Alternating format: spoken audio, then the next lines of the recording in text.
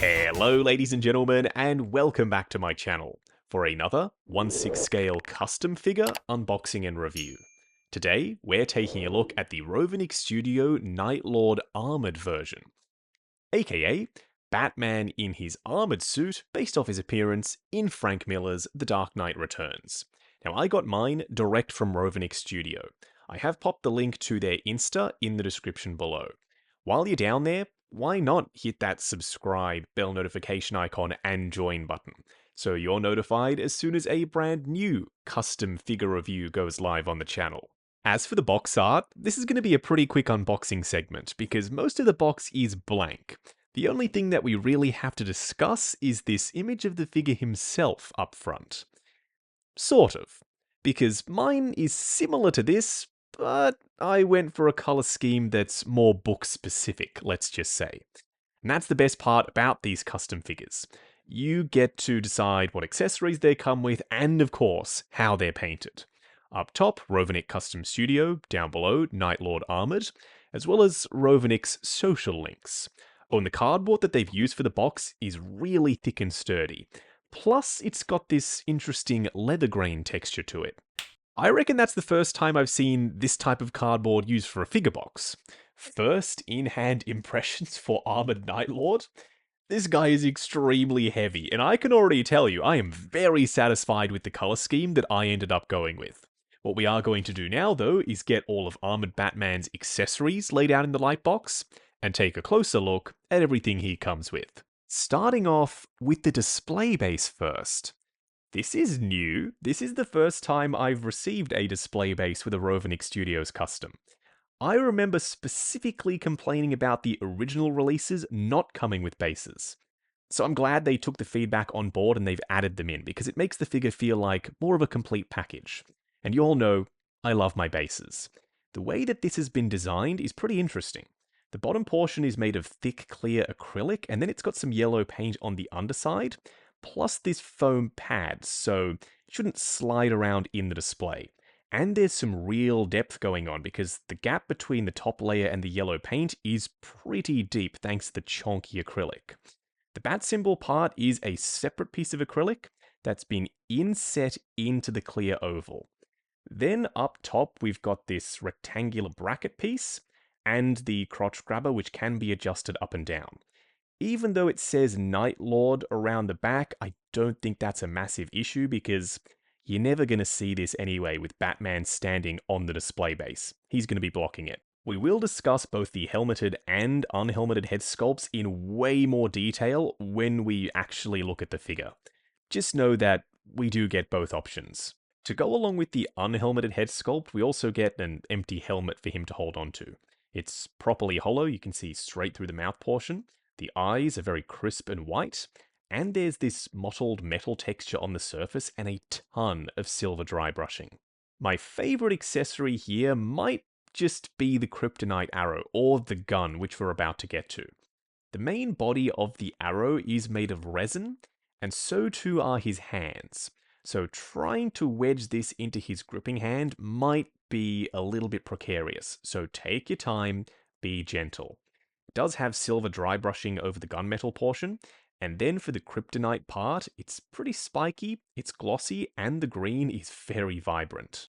I have always been a fan of pre-sculpting a weapon into a hand, because the tightness of the grip that you can get without the blaster being all loosey-goosey in there is unparalleled. If you did have a separate piece, it probably wouldn't fit as well as this does.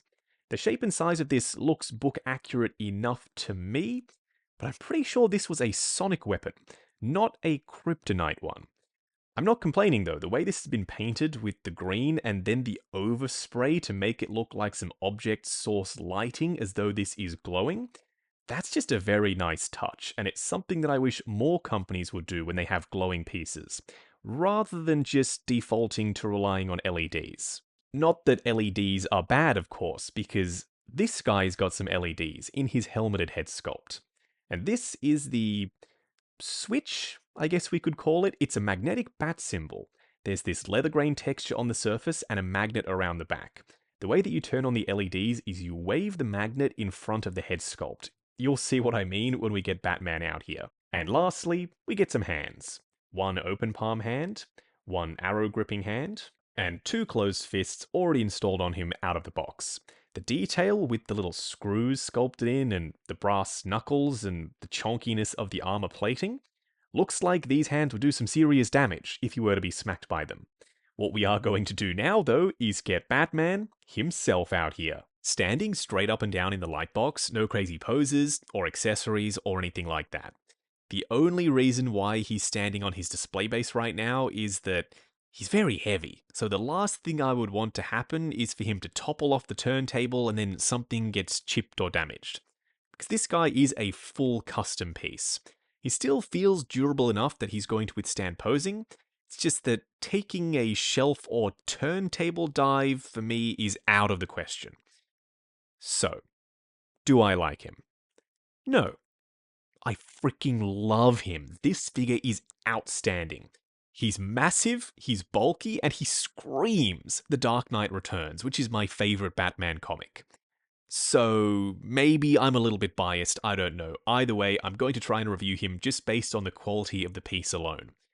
It's incredible to me that this is a custom figure. It's not mass-produced, it's handmade and hand-painted. Rovanic Studios, y'all killed it. Up close and personal, kicking things off with Batman's very chonky helmeted head sculpt. This is beautiful. I am so freaking happy with how this turned out. It's a dead ringer for what we saw in Frank Miller's The Dark Knight Returns. Now, it does have a light-up feature, and they've included a little batarang of sorts with a magnet in the back, because that's how you turn on the lights. You simply hover this in front of the head sculpt, and it is button cell battery operated.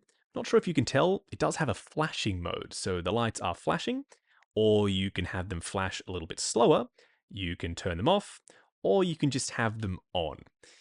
I do wish they were a bit brighter. It could be that the button cell battery inside is dying, and because I live in Australia, button cell batteries are very hard to come by, so I couldn't just pop out to the shops and buy a new one. I will do that, and I'll put a little update video out there, maybe in the form of a short, if I do discover that the lights can be brighter. The skin texture for the mouth area looks great, and maybe even a little bit sweaty. Can you see that? When the light bounces off the surface, the little speckles do reveal themselves. Overall, the way this helmet looks and fits on the body and slots inside the chest armor, I'm very happy with it. Dude, I freaking love this figure. Even this head sculpt I could potentially see myself displaying the figure with. It's Old Man Bruce, another dead ringer for Frank Miller's artwork. He's got this big chiseled jawline, a lot of wrinkling and skin texture. The hair has flow to it as it looks like it's been slicked back, with washes in the detail to bring out all of that sculpt work. But the expression is what sells it to me. Dude looks absolutely pissed. He looks like he wants to kick Superman's ass, which is perfect for a Frank Miller Dark Knight Returns Batman. And now the empty helmet makes a lot more sense because we can have him holding it when he's standing in the display. The only thing that I think is missing is an angry helmeted head sculpt. Maybe for a future 2.0 version, that's something that Rovanic can consider.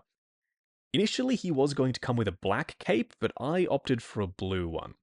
It does look more saturated on camera than it does in real life. IRL, it's a bit more subdued.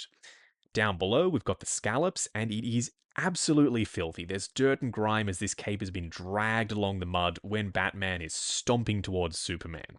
The chest armor has this mottled metal texture to it, and you can start to see the undersuit poking through. Okay, I alluded to it, let's discuss it now.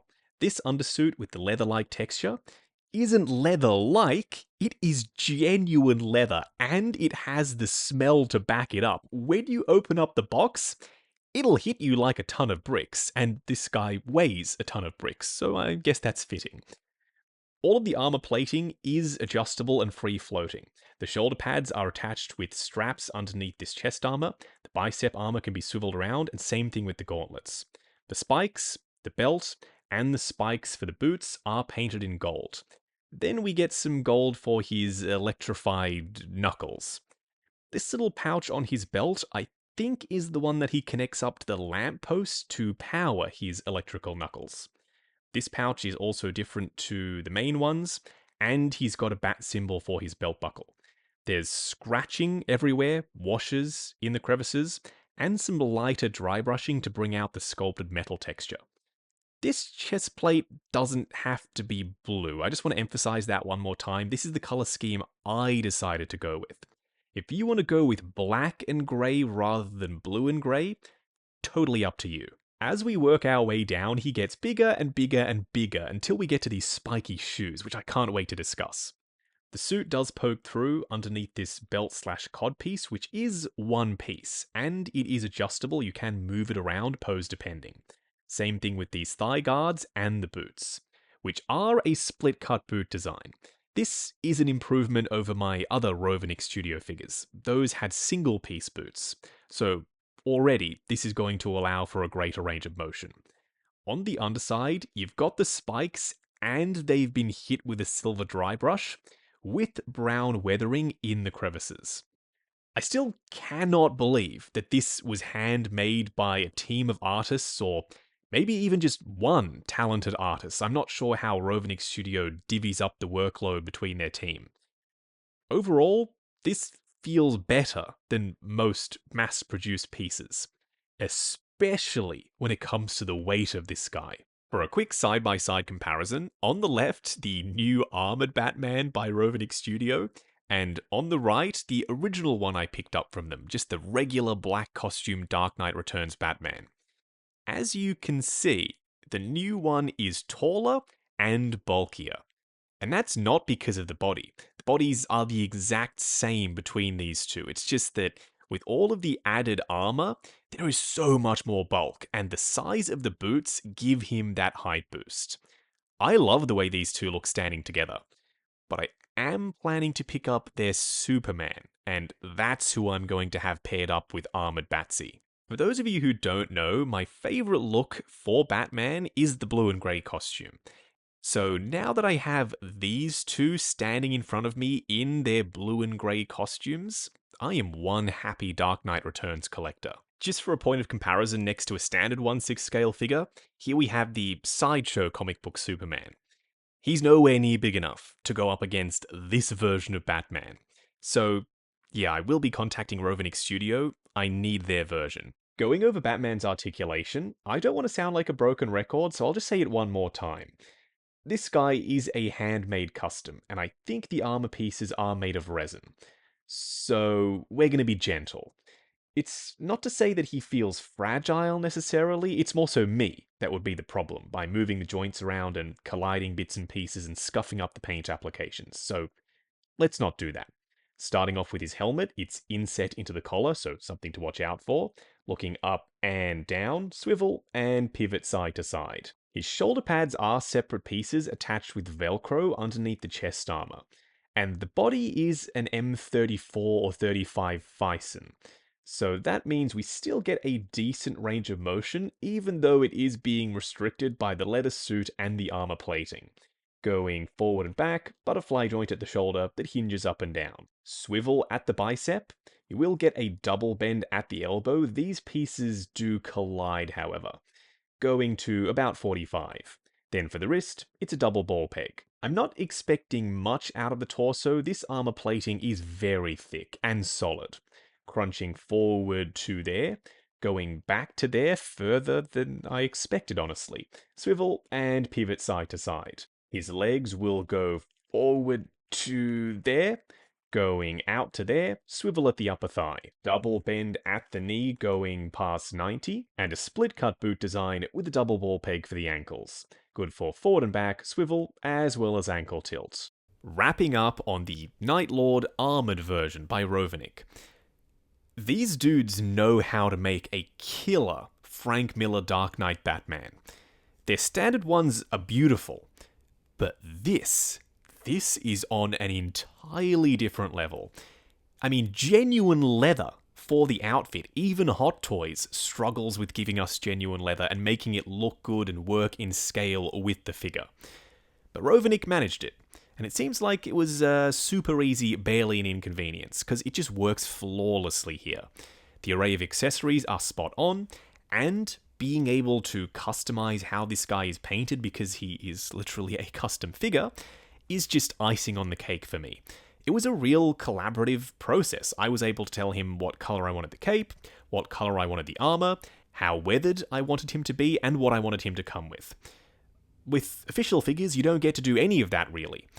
This was just so refreshing. Having something custom made to my specifications makes sense to me, because at the end of the day, it's going in my display, not anyone else's. So if you are interested in your own custom armored Batman, you don't have to go for the same color scheme I did. You get to decide, and that's what I love about Rovanic. And if they continue making banger pieces like this, I'm going to be all the way in. Now, I have popped Rovanic's social links in the description below. While you're down there, why not hit that subscribe, bell notification icon, and join button, if you like the sound of seeing your name in the end credits of my reviews. Like, comment, and subscribe. We'll catch you in the next video.